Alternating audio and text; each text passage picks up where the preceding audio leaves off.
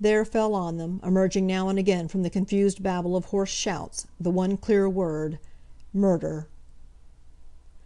Slowly Bunting's brain pieced the loud, indistinct cries into some sort of connected order. Yes, that was it. Horrible murder. Murder at St. Pancras. Bunting remembered vaguely another murder which had been committed near St. Pancras, that of an old lady by her servant maid. It had happened a great many years ago, but was still vividly remembered, as of special and natural interest among the class to which he had belonged. The newsboys, for there were more than one of them, a rather unusual thing in the Marylebone Road, were coming nearer and nearer. Now they had adopted another cry, but he could not quite catch what they were crying. They were still shouting hoarsely, excitedly, but he could only hear a word or two now and then. Suddenly, "The Avenger, the Avenger at his work again," broke on his ear. During the last fortnight 4 very curious and brutal murders had been committed in London and within a comparatively small area. The first had aroused no special interest. Even the second had only been awarded, in the paper Bunting was still then taking in, quite a small paragraph. Then had come the third, and with that a wave of keen excitement, for pinned to the dress of the victim, a drunken woman, had been found a 3-cornered piece of paper, on which was written, in red ink and in printed characters, the words, "The Avenger."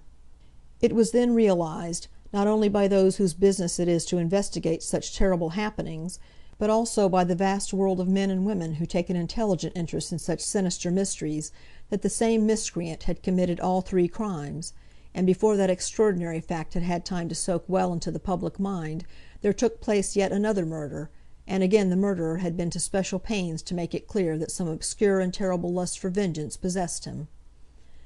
Now everyone was talking of the Avenger and his crimes. Even the man who left their ha'porth of milk at the door each morning had spoken to Bunting about them that very day. Bunting came back to the fire and looked down at his wife with mild excitement. Then, seeing her pale, apathetic face, her look of weary, mournful absorption, a wave of irritation swept through him. He felt he could have shaken her. Ellen had hardly taken the trouble to listen when he, Bunting, had come back to bed that morning, and told her what the milkman had said. In fact, she had been quite nasty about it, intimating that she didn't like hearing about such horrid things. It was a curious fact that though Mrs. Bunting enjoyed tales of pathos and sentiment, and would listen with frigid amusement to the details of a breach of promise action, she shrank from stories of immorality or physical violence. In the old happy days, when they could afford to buy a paper, aye, and more than one paper daily, Bunting had often had to choke down his interest in some exciting case or mystery which was affording him pleasant mental relaxation, because any allusion to it sharply angered Ellen. But now he was at once too dull and too miserable to care how she felt. Walking away from the window, he took a slow, uncertain step towards the door. When there he turned half round, and there came over his close-shaven, round face the rather sly, pleading look with which a child about to do something naughty glances at its parent. But Mrs. Bunting remained quite still. Her thin, narrow shoulders just showed above the back of the chair on which she was sitting, bolt upright, staring before her as if into vacancy. Bunting turned round, opened the door, and quickly he went out into the dark hall. They had given up lighting the gas there some time ago, and opened the front door. Walking down the small flagged path outside, he flung open the iron gate which gave on to the damp pavement. But there he hesitated.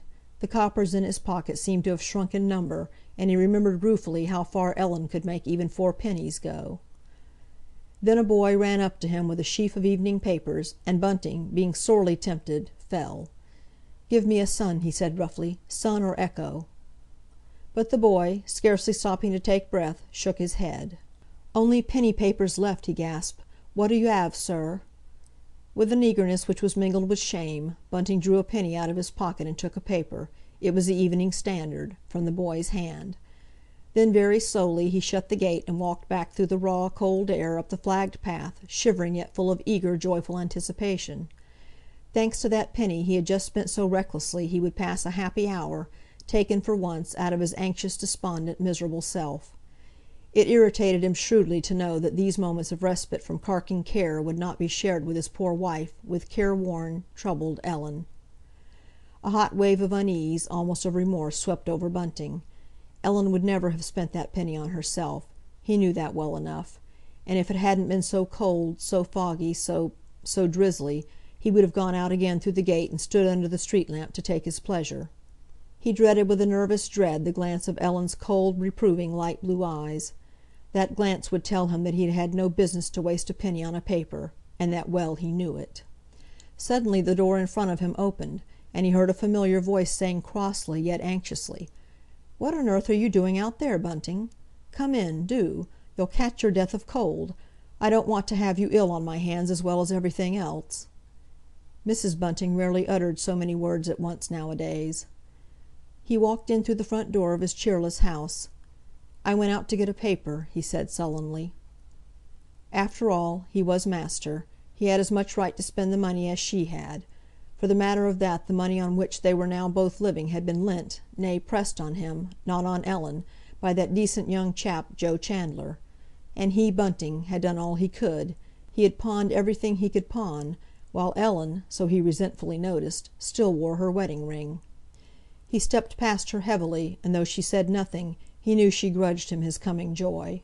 Then, full of rage with her and contempt for himself, and giving himself the luxury of a very mild oath, Ellen had very early made it clear she would have no swearing in her presence, he lit the hall gas full flare. "How can we hope to get lodgers if they can't even see the card?" he shouted angrily. And there was truth in what he said, for now that he had lit the gas, the oblong card, though not the word "apartments" printed on it, could be plainly seen outlined against the old-fashioned fanlight above the front door. Bunting went into the sitting-room, silently followed by his wife, and then, sitting down in his nice arm-chair, he poked the little banked-up fire. It was the first time Bunting had poked the fire for many a long day, and this exertion of marital authority made him feel better. A man has to assert himself sometimes, and he, Bunting, had not asserted himself enough lately. A little colour came into Mrs. Bunting's pale face. She was not used to be flouted in this way, for Bunting, when not thoroughly upset, was the mildest of men. She began moving about the room, flicking off an imperceptible touch of dust here, straightening a piece of furniture there. But her hands trembled. They trembled with excitement, with self-pity, with anger. A penny? It was dreadful, dreadful to have to worry about a penny.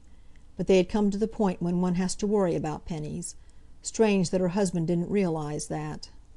Bunting looked round once or twice. He would have liked to ask Ellen to leave off fidgeting, but he was fond of peace and perhaps by now a little bit ashamed of himself, so he refrained from remark, and she soon gave over what irritated him of her own accord. But Mrs. Bunting did not come and sit down as her husband would have liked her to do. The sight of him, absorbed in his paper as he was, irritated her and made her long to get away from him. Opening the door which separated the sitting-room from the bedroom behind, and, shutting out the aggravating vision of Bunting sitting comfortably by the now brightly burning fire, with the Evening Standard spread out before him, she sat down in the cold darkness and pressed her hands against her temples. Never, never had she felt so hopeless, so broken as now. Where was the good of having been an upright, conscientious, self-respecting woman all her life long, if it only led to this utter, degrading poverty and wretchedness? She and Bunting were just past the age which gentlefolk think proper in a married couple seeking to enter service together, unless, that is, the wife happens to be a professed cook. A cook and a butler can always get a nice situation. But Mrs. Bunting was no cook. She could do all right the simple things any lodger she might get would require, but that was all. Lodgers? How foolish she had been to think of taking lodgers, for it had been her doing. Bunting had been like butter in her hands. Yet they had begun well, with a lodging-house in a seaside place. There they had prospered, not as they had hoped to do, but still pretty well, and then had come an epidemic of scarlet fever, and that had meant ruin for them, and for dozens, nay, hundreds of other luckless people. Then had followed a business experiment which had proved even more disastrous, and which had left them in debt to an extent they could never hope to repay, to a good-natured former employer. After that, instead of going back to service, as they might have done, perhaps, either together or separately, they had made up their minds to make one last effort, and they had taken over, with the trifle of money that remained to them, the lease of this house in the Marylebone Road. In former days, when they had each been leading the sheltered, impersonal, and above all financially easy existence which is the compensation life offers to those men and women who deliberately take upon themselves the yoke of domestic